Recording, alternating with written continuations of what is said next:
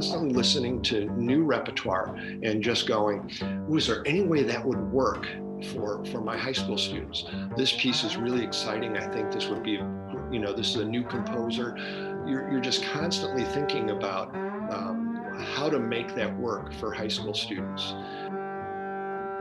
And if you look at the cover art for this, you'll see that Frank and I are playing bass together. Frank is a bassist. He got his start on bass and got into the public school teaching world and just had an incredible career. I was a bass coach at one of the schools he was teaching at, Vernon Hills High School, and it kind of got me inspired to get into teaching, watching him up there do his thing. And fast forward many years, I ended up taking over the orchestra director job from Frank in, I believe, 2013. So he's been a mentor of mine. I did this interview for Eastman Music, which is the company that I work for, and I just sort of thought it would be a better fit for the podcast here. So we talk about some bass, mostly orchestra, but that's nothing new for anyone who listens to this podcast. So I really hope you enjoy this conversation. You can learn more about what Frank does at his website, franklestina.com. We've got that linked up in the show notes. Quick shout out to our sponsors, Carnegie Mellon University Double Bass Studio, Upton Bass, and Ear Trumpet Labs. More on them later. And here we go with this conversation with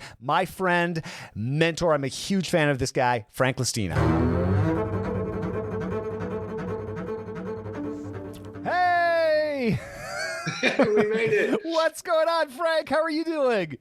Just fine. How are you? I'm good. We're practically neighbors at the moment. I know. It's as close as we've been in a long time. I know, especially if I was in Southern California. It's crazy how much closer you are when you're in LA to Arizona, or to my wife's from Albuquerque, and it's only like an 11-hour drive from LA to Albuquerque, but you just get it. We're north, and then we're way west over here in San Francisco. So. Oh yeah, right. From where you are. Yeah. From where I am. Yeah. Wow. Thanks for being down for this. I'm just trying to connect with folks I know that I think have done and are doing cool things. So you, of course, are at the top of the list, as always. I'm honored to be part of that list, let me tell you. Yeah. Wow. Yeah.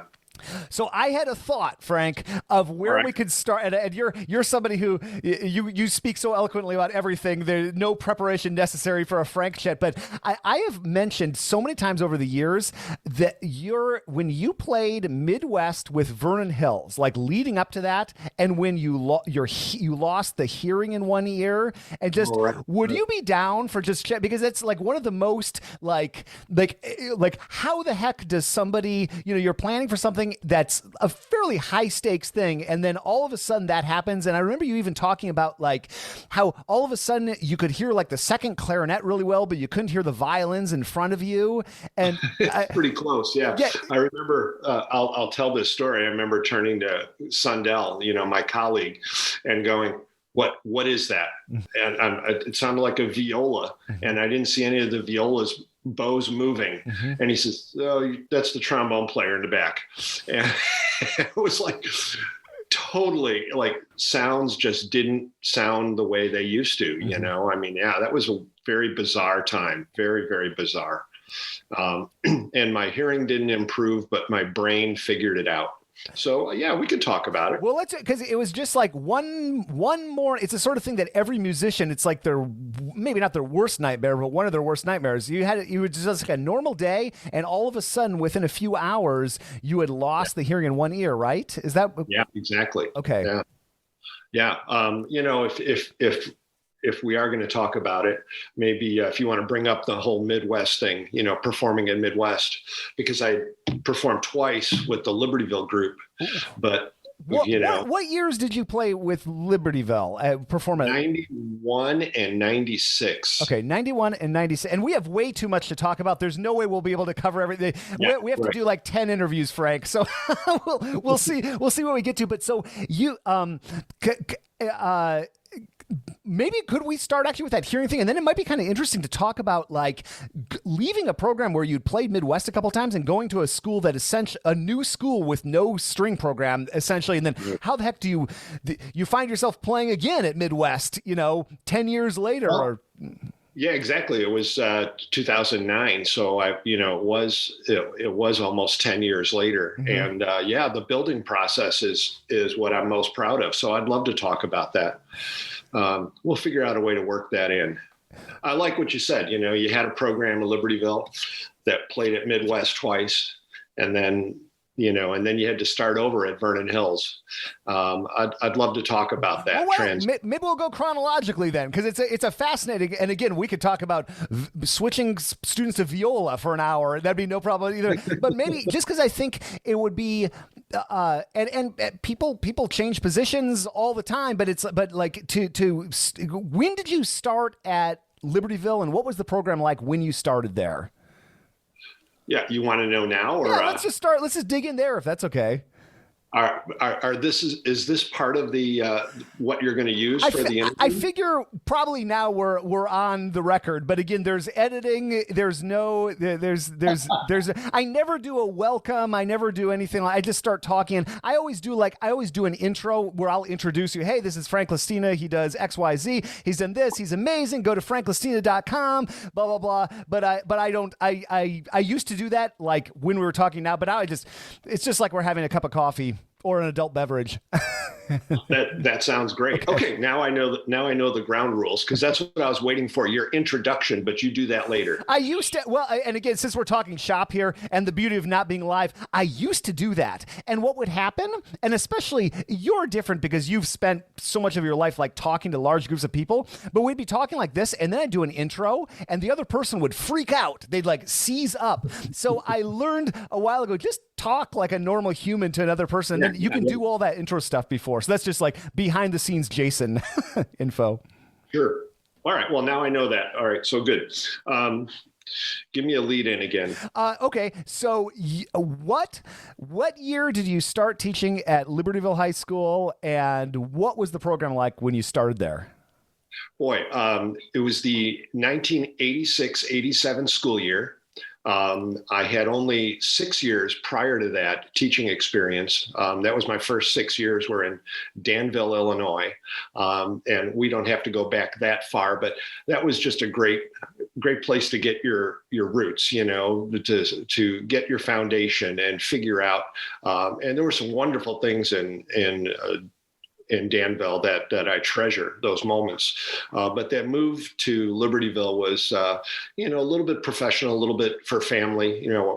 We grew up in the Chicago suburbs, so it was like, time to get back to where family is. And that was a small program at the time. There were only 30 string players, but it was it quickly grew to about 80 or 90 string players over the next, 5 or 6 years. So it was ready for a growth spurt, let's say. And it was a very solid program. So that was my start in about 86. Okay, so how does one almost triple the numbers in a few years? And I remember teaching bass at Libertyville for many years. And I remember looking at photos of young Frank Lestina with the strolling strings in the room I taught at for years, thinking about, look at that handsome fellow up on the wall with these. So like, how does, and there was strength in the program already when you walked in. They had good teaching, but what did you do? How did that happen? Well, let's set it up then. When I was thinking about making that move, a good friend, Tom Hageman, said, "Oh, you definitely want to teach at Libertyville. Art Price is the feeder program, and Art is amazing." And he said, and right now they have a part-time teacher who is close to retirement, and she's doing okay, but I think if you get in there, things could start to happen. So the numbers were there in the middle school, and another teacher that I didn't know about at the time was a very young Nancy Kokel, who was at Hawthorne, the Vernon Hills and the Art Price. And Tom was right. It was just a matter of getting in there, a younger teacher, doing some more enthusiastic activities and some different literature, some different repertoire. And the program just grew. I just basically, more and more students who were in middle school said, yeah, I want to play in the high school orchestra. So it quickly grew to 2 orchestras, and from 30 to about 80 or 90 students, in about 10 years. Did you have full orchestra right from the get-go at Libertyville, or did that evolve? And I know you had a wonderful band colleague, Don Shoup, who we both know and admire, and what a we could spend 10 hours just telling Don Shoup stories, I'm sure. But was full orchestra there right from the get-go when you walked in? Yeah, that was built into the program, which I really liked.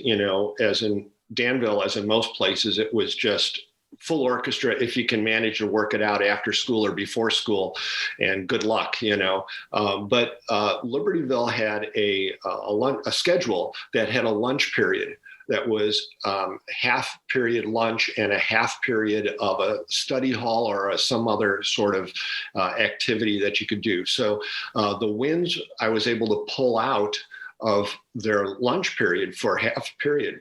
And it's not a lot of time, but when you can rehearse 3 days a week for 25 minutes with the winds, you can get a lot done, or you learn how to get a lot done.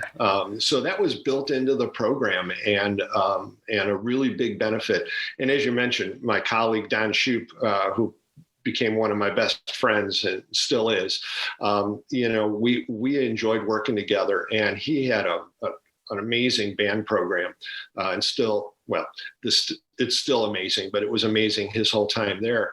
And the winds really played. So I was very fortunate. This episode is brought to you by Ear Trumpet Labs. They make an incredible mic for upright bass called the Nadine, and 6-time Grammy-winning jazz bassist and former Contrabass Conversations guest, Christian McBride, is a big fan. Christian says, as an acoustic bassist, it's very important for me to have this instrument amplified as naturally as possible. What I love about this microphone is that it makes the instrument sound exactly how I hear it in my head. Honestly, I don't know if you can get a better review than that. The Nadine is an instrument-mounted condenser mic with an incredibly clear, natural sound and great feedback rejection.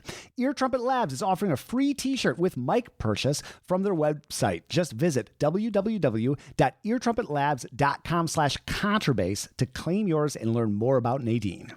After several years of planning, I'm so happy that my course, Beginner's Classical Bass, is out on Discover Double Bass. This course is made up of 66, yes, that's a lot, video lessons which cover a wide range of topics on classical double bass, starting from taking your bass out of the case, which is very fun to film, and Jeff Chalmers of Discover Double Bass and I have a great blooper reel about that, and leading to different bow strokes such as staccato and portato. The topics also include posture, simple scales and arpeggios, left-hand technique, bowing technique, simple pieces which are fun to play, practice tips, and much more. You can learn more through the link in the show notes, or just visit discoverdouble.bass.com/Jason Heath. True for you. And I have a memory, I was so fortunate to follow in your footsteps at Vernon Hills High School. And I have this memory, there was graduation orchestra, and you were rehearsing the graduation orchestra, and they were like, it was like, you had 10 minutes to rehearse or something like that. And in those 10 minutes, another conductor might just bang through the Star Spangled Banner or whatever, but you stopped and you tuned that F chord, and you just said, hey, listen to this, listen to the fundamental. And that is something I've noticed in your teaching throughout. You, even those little bits of time, like those 25 minutes with the winds, or 18 minutes once they all get set up or whatever, you still manage to like make everything meaningful and it's just incredible what you can do with. A lot of teachers would just throw up their hands with what seems like a limited amount of time, but you still manage to, like, how did you develop that skill, or do you plan that out, or is that something you've always had, or I don't even know what question to ask, but that's just something that has struck me in your teaching. Well, thank you for that. I don't remember that specific moment, but I know there have been times when, you go along and you don't worry about intonation if the group generally is in tune. But when you feel students are getting careless, then it's just a matter of stopping, having one chord and building it up from the foundation and just saying, okay, that's our new standard. Don't play less than that, really focus. Don't give up on intonation. But back to the question that I really like thinking, that you made me think about this. I had to learn how to do a 20-minute rehearsal, and the first thing I figured out right away is that we are not going to start out our 20-minute rehearsal tuning. All right. We can't waste time with tuning. And I have a very different philosophy than most people. All right. Strings cannot play right off the bat until they tune. Mm-hmm. If your strings are out of tune, your fingers are going to be all out of place. Everything's going to be messed up, right? Wind players should not tune first. It's just the total opposite. You know, you need to warm up get the instrument warm and then do some final tuning. Well, I also had the fact that the wind players were in band most of the time, most schedules, the hour before orchestra. So they were playing for an hour. They tuned during band. They put their instruments on the chair, went to eat, and then they came back. And when they came back, my rule was, we start playing. Okay, we're letter A. If you're not ready, join us as soon as you can. You know, I mean, I just want to jump in and get them going. And if you need to tune, adjust as you go, which again, you know, not everybody's going to agree with this, but it's easy as you're playing. If a trumpet player is going, gee, I seem to be a little flat all the time, they'll push in, you know, you can just adjust as you go. And that's, in my opinion, works just fine. You know, wind players, it's all an approximation anyway. There's no perfect place to be in tune. You know, I mean, some notes are going to be a little high, some notes are going to be a little low. So you're kind of going with the averages there, you know. Different than string players. String players have to be in tune. So the strings tune while the winds are at lunch. We get some work done. Winds come in. We spend that whole time playing. And another focus is I never talk to the strings. The strings are there, but I have plenty of time to work with them. I'm not going to even mention bowing. I'm not going to talk about, oh, hey, by the way, let's start up bow there. That's wasting time. So the way to be efficient in my rehearsals, those 20, 25 minutes, is just to focus on the winds. The strings know it. They just go along with it. And the most I'll say to the strings is, we have to fix that tomorrow. You know, that's when you fix that. So, and that keeps the winds interested too. Band directors will tell you, oh, I hate giving my kids up, sending them over to orchestra, and I walk through the room and the director's up there talking about bowing, and my kids are sitting in the back wondering, why am I here? You know, so you want to keep the winds playing the whole time you have them. Yeah, it's one of those things that I've so admired about your approach, the minutia that so many string teachers get caught up in, like talking about bowings, regardless of who's in the room. That's something that you seem to have been particularly thought through, and so it just doesn't see. And I've never seen a Frank Lestina rehearsal where everything just grinds to a halt because you're talking about up bow with the violas. You seem to have a way to solve that in a way that I find myself, you know, even doing a clinic, falling down that string teacher rabbit hole. It's something that I've really admired in your approach. Might be a little bit responsible as one thing that might have caused that is I'm a bass player. So, you know, the bass section, is it fair enough to say we'll spend the least amount of time worrying about their bowing and then the other sections? So I actually ended up doing more work with bowing as I became, you know, later in my career, but just not when the winds are there. I remember you wrote an article or worked on an article for The Instrumentalist a few years ago, and I forget the title exactly, but it was something about lessons learned from the band teacher that you can apply to orchestra. That wasn't the title, but that's something that, again, I've admired about your approach. I think you have absorbed a lot from the wind ensemble world, from the band world, from band teachers, and found ways to apply that to orchestra in general, whether it's full orchestra or string orchestra. Am I kind of getting that right? Yeah, I'm glad you brought that up, because there are two names that stick out in forming, you know, forming my rehearsal sort of technique, and both are band directors. So I think it's good to go back to my Danville days and mention that as a young teacher in Danville, the closest orchestra was 30 miles away in Urbana. And so I never really got to hang out with other high school orchestra. There were middle school programs, but in my own program, but never got to hang out with other orchestra directors. So my role models early on as a teacher were the band directors and the choir directors in my school.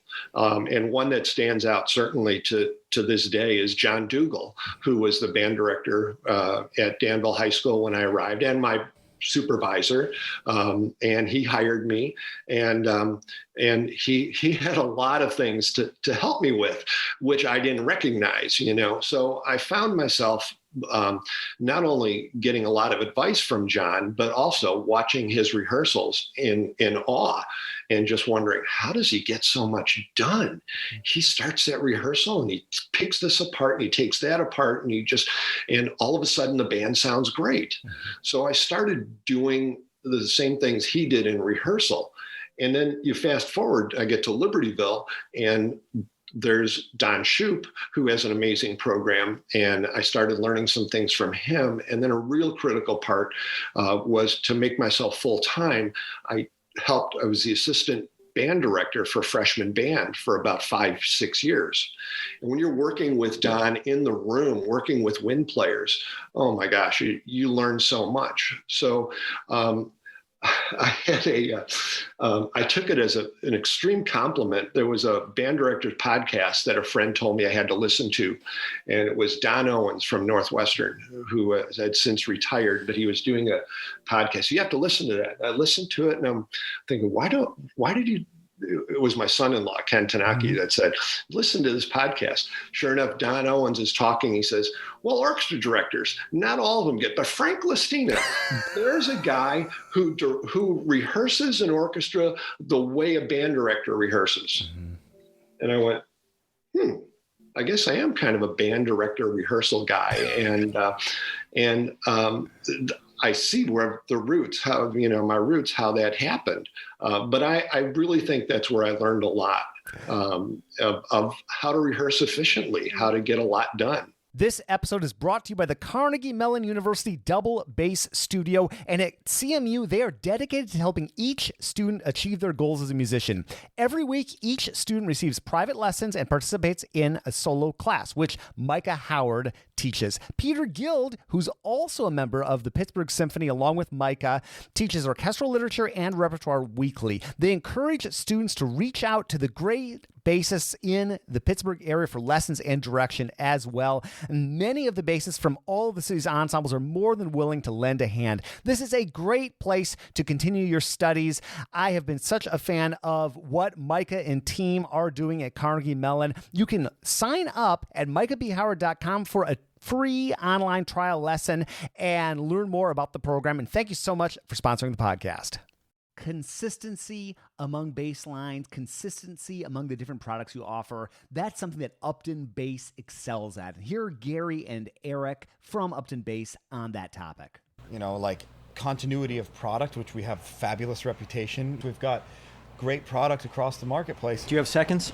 No. Right, yeah, exactly. No. Seconds are in the dumpster. For almost 20 years, Upton Bass has been delivering top-notch basses at every price point, consistency and continuity, like Gary said, across the line. And if the wood's not good, like Eric said, it goes in the dumpster. They are the real deal, made in America. Learn more at uptonbass.com, and thanks for sponsoring the podcast.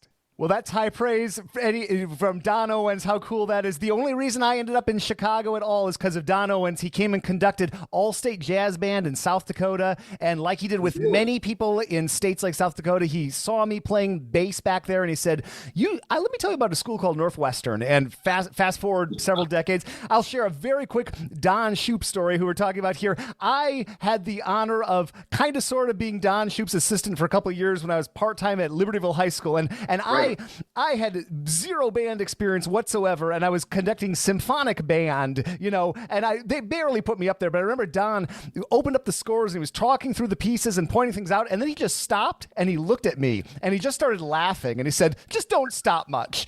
And you know what? That was the exact right advice. I got really good at kicking a kid out of band while still conducting band, and I learned a lot in those couple of years. You just point and go, point to the door, right? And keep conducting. Yeah. No, I really, there are so many Don Shoup stories. And some are hysterical, of course, as you can imagine, but of where I'm watching and just in amazement on how he efficiently gets something done.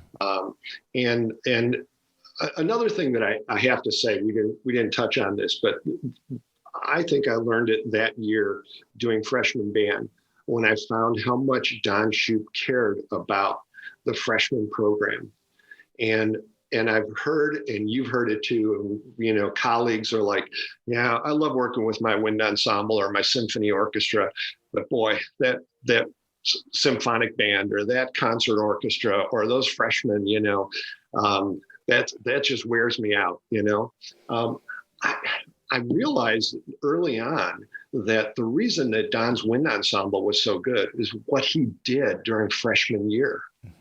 And he had a strong feeder program too, but the kids came in and they didn't have the same high standards of even tone quality or phrasing, or there are so many things that the kids have to learn in order to really be in a top ensemble, learning all the keys, there are so many different things.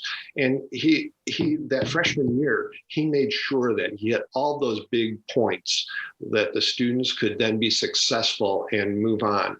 And I modeled that. I never gave up working with the freshmen or the concert orchestra, which was my freshman orchestra at Vernon Hills, or the Philharmonic Orchestra. I wanted to work with those groups because that's where you make the difference. That's where you raise that level of expectation and musicianship so that they can play the literature you want to do in the symphony orchestra. And you have such a great way of this is going to be an episode of complimenting Frank Lestina because I just admire what you do so much. But you have such a great way, and I don't know if this is something you've planned out or it's just in your nature, of teaching people musical concepts in a way that just kind of makes it exciting. I have this memory of you were doing the middle school combined festival orchestra at Libertyville High School. So we were working with the middle school students that were going back 12, 13 years at this point. And it was some grade 2.5 piece that I have no idea what the piece was, but I remember you just stopped and you were just talking about, hey, what if we go this way with the shape? And what if we do this with the shape? And that's something that I've seen so many other teachers attempt, and I have attempted, and it's kind of fallen flat, or it's been okay. But I looked across that crowd. I remember seeing the students reacting, and I've just seen you do that with groups of all levels. But you're talking about the importance of working with the younger students. That's something I just have always remarked to myself, I guess, about how you make that sort of work accessible and interesting. And I don't know, is that something that just comes naturally to you, or did you work on that? I think that was a gradual shift that happened over my career also. It's not that I didn't talk about phrasing early on, but the longer I taught, the more I realized that students need help to understand phrasing. That's not something that many of them talk about very much, except for the top students who have great teachers. So when I talked about phrasing, and it really started in band when I'd listen to Don talk about phrasing, and I'd go in the orchestra and I'd say, hey, let's talk about phrasing. The string players would be so challenged to make a musical phrase. And it was easy to do, relatively easy to do with freshman band. And I couldn't get that to happen with my symphony orchestra. So I started figuring these things out. And you brought this up a little while ago. What did I learn from my band colleagues or my choir colleagues? And there are so many things. And one of them is, all right, there are no accents in a nice phrase. In a beautiful phrase, the note starts here, it moves up and it moves down. And when I asked my students to do that, they'd be playing along, and all of a sudden I would see their bow speed change, and I'd hear these accents. And I'd stop and I'd go, did you want to accent that quarter note? And they'd go, I didn't accent that quarter note. And I realized, oh, that's the problem, that string players. So anyway, this is years and years of figuring this out. But I realized that string players excuse themselves. They don't have a problem with accenting if they were bringing their bow back to a place they needed it. So a string player going along, playing long note, eighth, long note, eighth, they just move the bow because they need it back there. And they don't really realize that they're accenting. So that was probably the moment you're talking about with sixth or seventh grade. I've even done this with young groups. If the group sounds really good, everything is fine, but there are unwanted accents and notes because of bowing. We can talk about that. Sometimes it's just changing the bowing. Sometimes it's a matter of not changing the bow speed or doing things that you don't need to do. But often it's just a matter of, we need to just change that bowing so that you can accomplish this nice, smooth phrase. Yeah. Well, and whether it's with sixth or seventh graders, or I remember watching you doing all-state orchestra, I believe, in Illinois several years ago, you have this ability, or have developed this ability to not let things grind to a halt while exploring that. It's just something that I've admired so much. It's the sort of thing that I think it's easy to become pedantic and to let things, and now we're going to talk about bow or phrasing or something like that. And that's something that you have this ability to make those things interesting somehow. And that's one of those skills that I think is extremely challenging to develop. But when you see it, you know it, and you think, oh, wow, why couldn't it be simple like that? It's not simple. It's years of experience doing that. But the way that you are able to weave that into whatever level you've been working with is something that I find particularly remarkable. Well, a couple of things come to mind as you're talking about that. One thing I learned a while ago is never stop conducting until you know what you're going to say. So, you're going by, you realize that the clarinets didn't quite articulate that the way you wanted them to do it. So you just keep conducting for about 4 more measures. And in your mind, you just kind of go, okay, that's how I'm going to do it. And then I'll stop and immediately be able to say, clarinets at letter R, would you play a little bit more staccato on the third note? And that'll clean up the articulation. So I let them, because kids love to play. What was Don Shoup saying? Let them play more, So let them play until you know exactly what you're going to say. As soon as you cut them off, you just go right to, and you might know what's wrong. You notice that right away, but you don't know how you're going to fix it or how you're going to jump into it. So I let that happen. I let them go on another half measure or measure and just give me a little bit of time to think about it.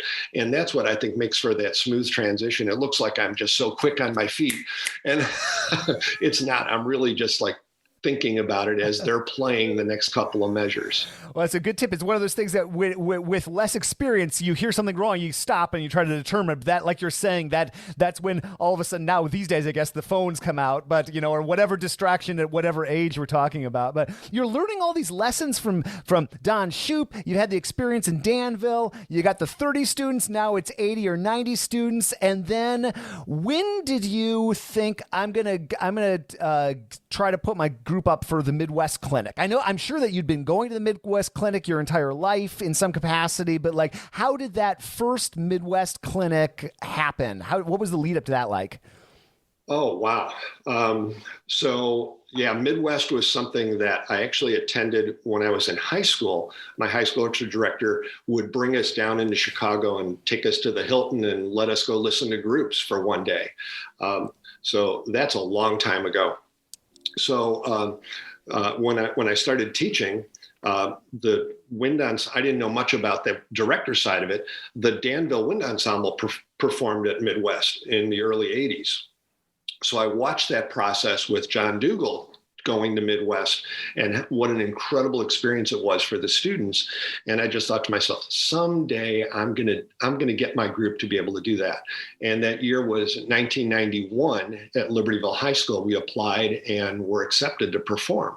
So we performed at Libertyville in 91 and then again in 1996. So I was really proud of those performances. And, what Midwest does is it not only gives the students a great experience, if you can make it a great experience for them. And you know that too, because you've been there.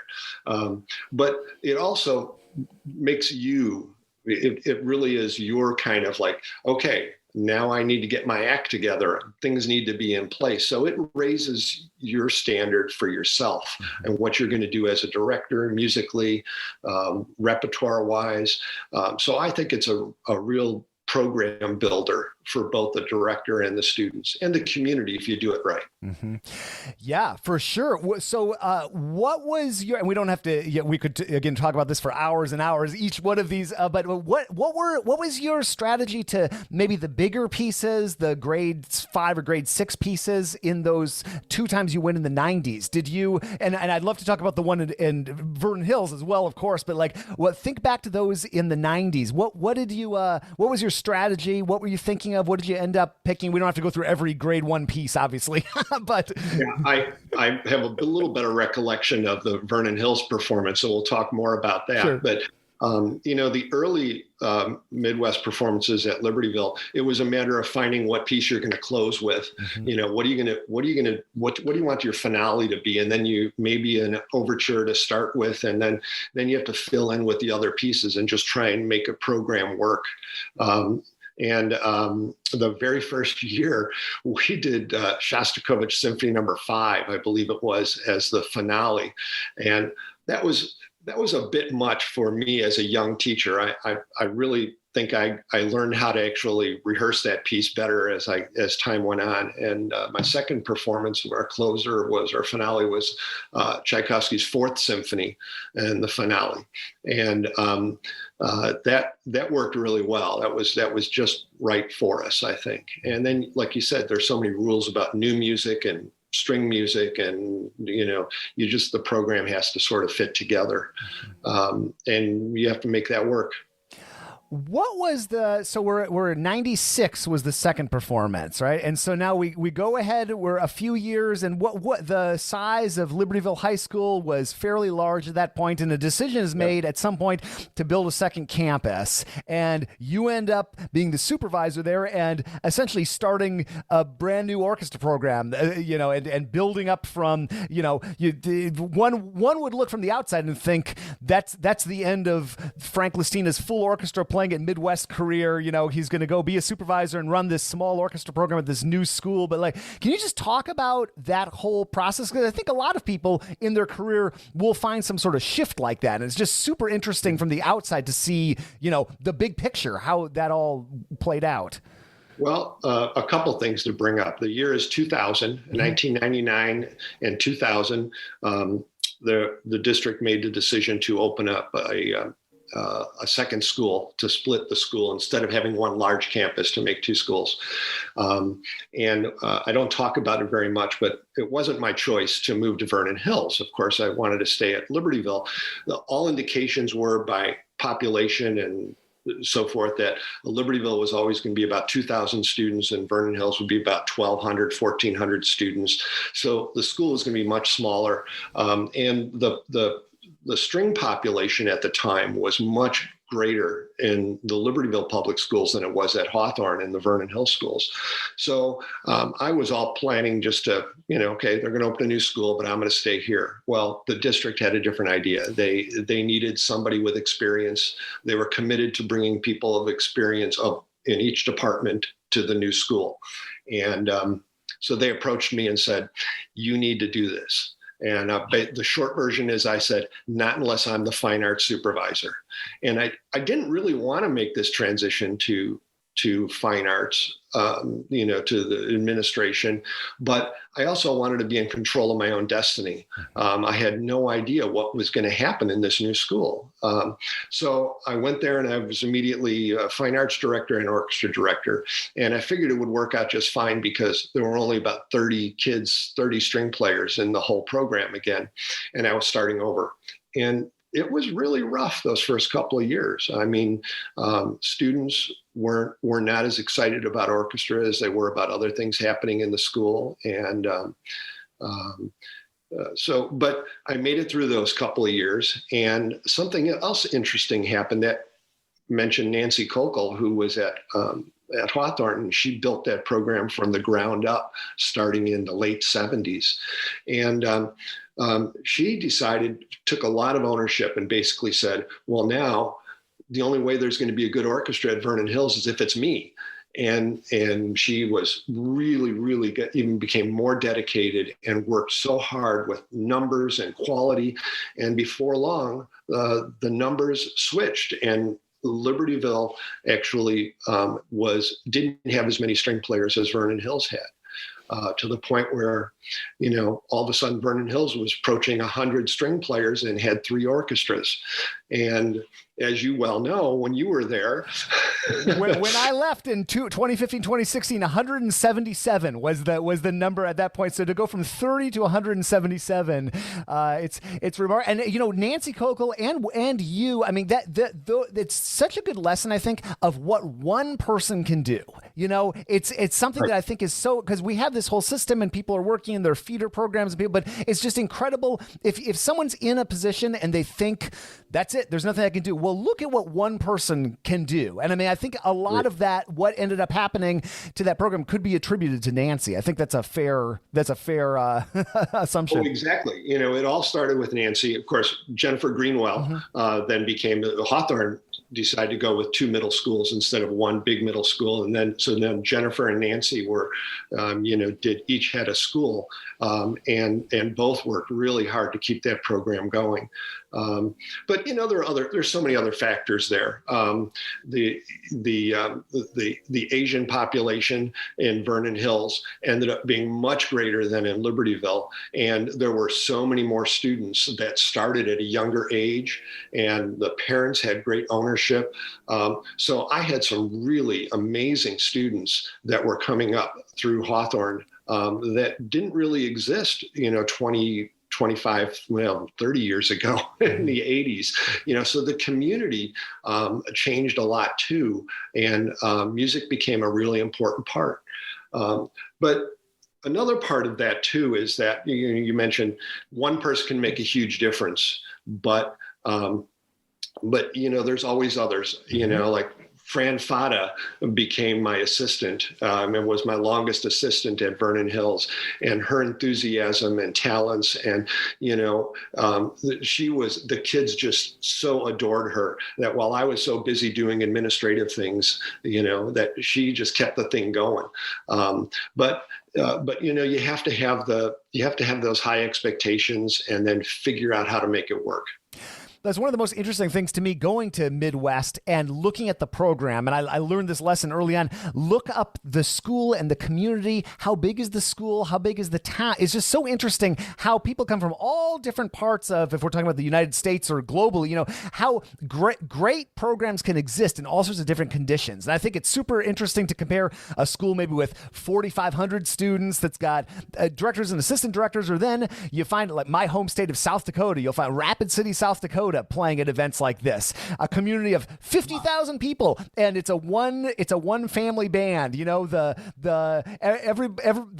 husband and the wife and the kid all teach in the public schools in some capacity. They're the private teachers for everybody, and they're playing at the same place that these suburban powerhouse programs are. So it's so interesting to me how all these different components, and you're right, it's obviously more than one person, but it's just so fascinating how these things converge to make a great program. I think you can learn a lot of lessons seeing what else happens in different communities. Well, you brought up a great point too with Vernon Hills. I was proud of all 3 performances at Midwest, but in 2009, when the Vernon Hills Orchestra was selected to perform at Midwest, I was really proud of that. I mean, that program had to kind of start over, if you will, with a smaller segment of the population.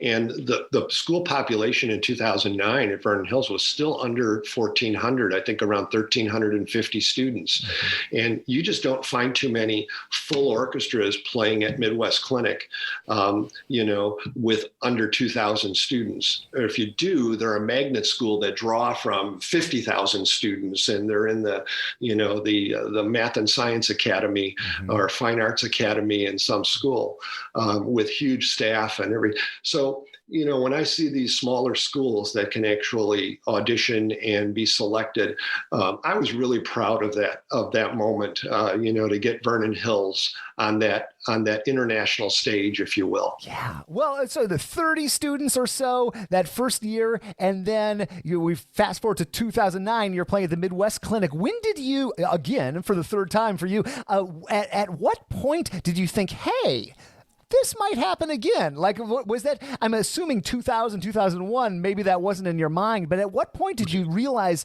oh, we've got some momentum here? Was there a moment where that started to pop into your mind? Well, yeah, it probably was around the 2007 was an amazing year at Vernon Hills High School. It's a year that stands out to me for so many reasons, but for some reason, the class of 2007 at Vernon Hills High School had so many serious and talented musicians and artists and theater. It was a year for fine arts, and that year just stood out.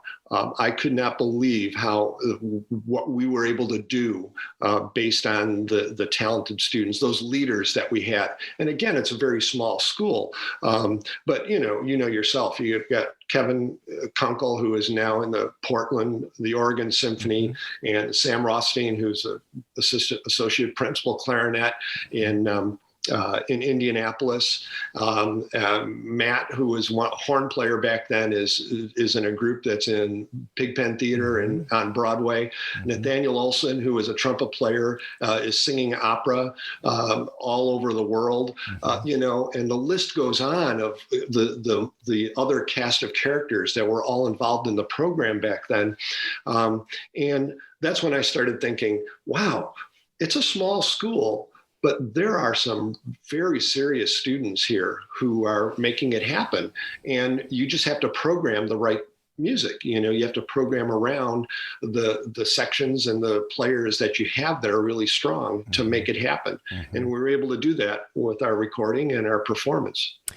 So I'm thinking back now to like 2009 or so, and I believe you were ILMEA, Illinois Music Educator Association. I believe you were the district president at this point. Okay, so I'm remembering this right. And so I'm remembering these emails come in. I was in a different district at that point, and I remember chatting with you as well about this, but you're getting ready for this 2009 performance, and then every musician's nightmare happens to you, essentially, or one of the nightmares. So can you just describe what happened one morning and day and just that whole experience?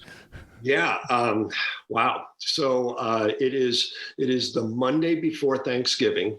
In 2009, we have a performance in a month in Chicago for the Midwest Clinic. So we're in our final preparations. And that Monday morning, I went to school, and I noticed something. I was listening to a performance in our auditorium, in our theater, of a singing group. And I noticed something didn't sound right. And I walked back from there to my office. And when I got to the commons where students were gathering, it sounded like I was in an echo chamber. It just wasn't the same room. The acoustics were totally different. So sure enough, I went to my office, and somehow in that last hour, I actually picked up the phone and I held the phone up, and I couldn't hear the dial tone in my right ear. And I held it on my left ear, and I could hear the dial tone. And I went, silence, dial tone. I went, that's just weird. Like, I've had colds before, but some said, I called a ENT that very moment and just described my situation. And the receptionist said something to the doctor or whatever and said, how soon can you get here? Bottom line was, I lost all my hearing in that hour. And things were very, very different. I had to, so I went into that appointment, and the doctor basically said, we need to get you in for an MRI right away to find out, because there's one of two things. You either have a tumor or something else created your hearing loss. And so 2 days later, on Wednesday before Thanksgiving, I was in for an MRI, and it turned out that I didn't have a tumor, which meant that it was most likely a virus that wiped out my cochlea in my right ear. So within that hour, I lost about 80 or 90% of my hearing. Now it's virtually 100% gone within the next couple of months or whatever. So I had to figure out how to get by with just one ear, which was very difficult at first. Yeah, what was that experience like? Because I remember even talking with you about it, or hearing, or maybe even seeing some emails about just trying to adjust to that. So you're preparing for this high stakes in the world we're talking about, performance, this public showcase, and all of a sudden you've got this major readjustment that you have to make. So what was it like getting up there and trying to conduct or just function in life, or maybe musically, or it was obviously a big struggle all around? Well, it was. I was adjusting constantly, and the good news, let's cut to the chase first, is that your hearing doesn't change, but really what happens is your brain now is getting a different wavelength, is getting different information, and your brain has to learn how to interpret what it's hearing with only one side instead of both sides. What I didn't know that at the time, and I thought what I was experiencing was going to be permanent. So it was pretty scary that things just didn't sound the same. One example is I was getting ready to do a rehearsal, and I started bringing colleagues in because I knew I needed help hearing as we're preparing for Midwest. And I'm looking around the room, and I kept looking at the viola section. I'm going, no one's playing, but I hear a viola player. What is going on? And I turned to my colleague, Randy Sundell, and I said, Randy, what's going on? I hear a viola and there's nobody playing. And he looked around the room. He says, oh, there's a trombone player in the back of the room that's playing. And I looked back there and I went, that's what I'm hearing. So if trombones in the distance sound a lot like violas up close, you're in big trouble. How do you run a rehearsal? I mean, so you lose direction. You don't know where sounds are coming from. You're not quite sure what those sounds are. They sound a little bit different. What's interesting is that over about 6-8 months, you then all of a sudden your brain starts to figure it out and starts to recognize those sounds. And I can almost tell when something's coming from my deaf side because it sounds different than coming from my other side. All right. There's a shadow effect that your head creates, but your brain doesn't know that at the time. And so it's just relearning how to hear things and what they sound like. And I didn't have to do anything special. I just had to go and live my life and do everything that I normally would. And my hearing, to me now, sounds normal.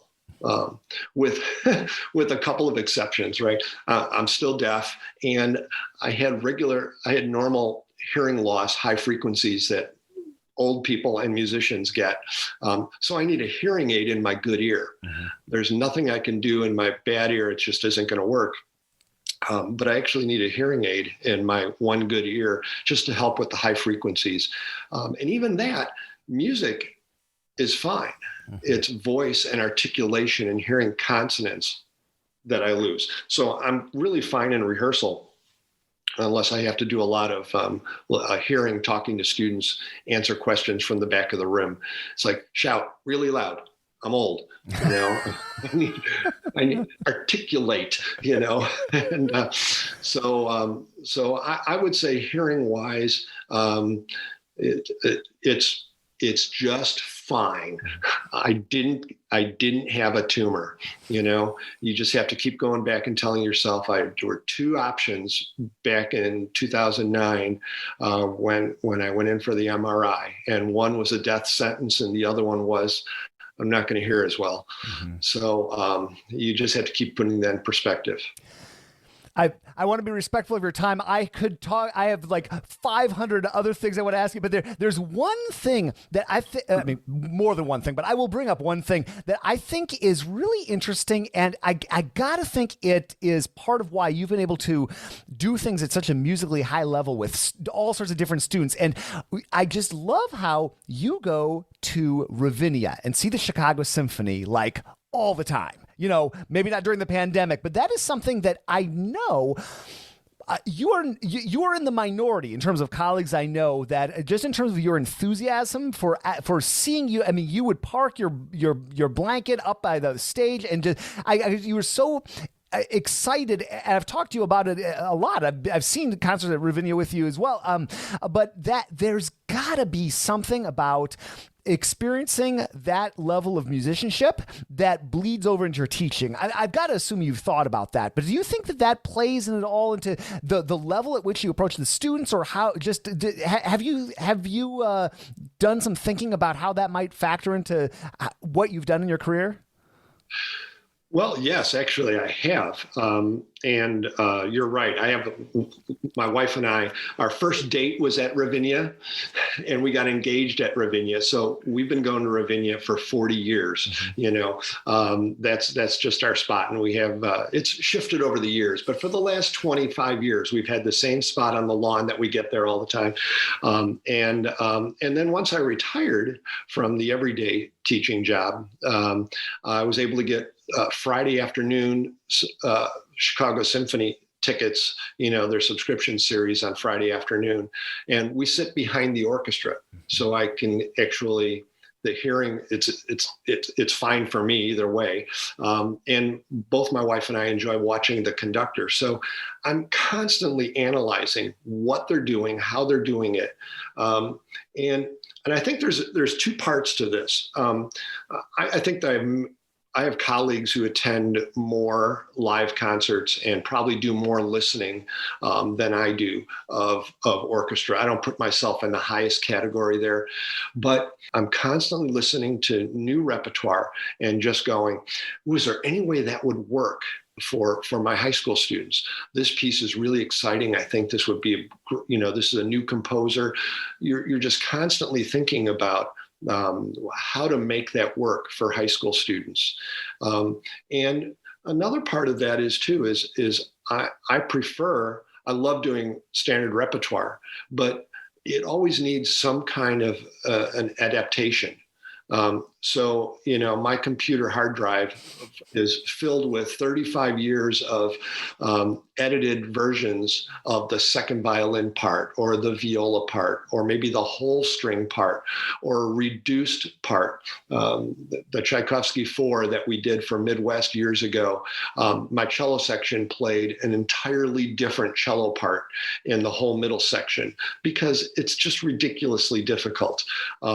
So what I like to do is I like to figure out how to make we have so much music out there. There's so much exciting music. How do I make that accessible for students by adapting it or teaching it so that they understand it, trying to get to the point, okay, let's break this down. This is what we're going to do here. I've used so many Frank Lestina adaptation parts, whether it's pictures of the exhibition or whatever. That's something that, and again, another couple hours we could talk about just that particular skill set and not being scared to get in there and just fix might be the wrong word, but that 2 to 3% that all of a sudden turns it from like a terrible student experience to a great student experience. It's Frank, you're the best. I got to get this on the record. If we go back to like 2005, 2006, somewhere like that, I was teaching bass at Vernon Hills High School and Libertyville and running myself ragged. But I have a memory, and I even remember talking with my dad about this. I have a memory. You brought me in, and I was playing in the bass section with the full symphonic orchestra. I just remember watching you working up there. And I had resisted the world of education. My parents were educators. I wanted to be a bass performer, but watching you teach and learning about you and what you did, I remember talking to my dad and saying, there's this really cool guy named Frank Lestina. I think he's got such a great program. I wonder if I could end up doing something like that. And it was so cool to fast forward a bunch of years and all of a sudden to be teaching not only orchestra, but teaching at that very school and that very stage where I had that moment of realization. So I just thank you. You're the reason why I ended up going down this path that has been such a great part of my life. So I just want to thank you for that. Well, Jason, we've known each other for so many years, like you said, for 20 years or more since you've been teaching privately and everything else. And I've watched that your transition from, bass performer and teacher. And for the record, for anybody listening, the bass students that studied with Jason were always awesome. That's what if you wanted if you had a bass student, you wanted him studying with Jason. But then I watched you make that transition to the education world, and I knew it would be a great one. And then it was an honor to have you, when I retired, take over the Vernon Hills program. That was really special. Well, that was one of the best phone calls of my life. I remember talking to you, and it sounded like things were going my way, and I was so honored and thrilled. So thanks for hanging out. This has been fun. So much fun to talk again, and so many great memories. Cool. Frank, you rock. Thanks for listening, folks. Learn more about Frank and what he does at franklestina.com. That's linked up to in the show notes. And if you're new to the podcast, welcome. If you're old, thank you for being around. It is Labor Day, and I'm watching the minutes tick by, realizing that I need to get outside and not sit inside podcasting on this beautiful day. Hopefully you're walking around and it's a beautiful day where you're at. I have some cool travels, but I think in the interest of time, I will save that info for other episodes. But just thank you so much for listening, and thank you for the team that helped me to put these together. Michael Cooper, Steve Hinchy, Mitch Mooring, Trevor Jones, and Mitch. What great basses he makes. Such beautiful instruments, award-winning basses. MitchMooring.com will give you more information. I am your host, Jason Heath, and we'll see you again soon for more life on the low end of the spectrum.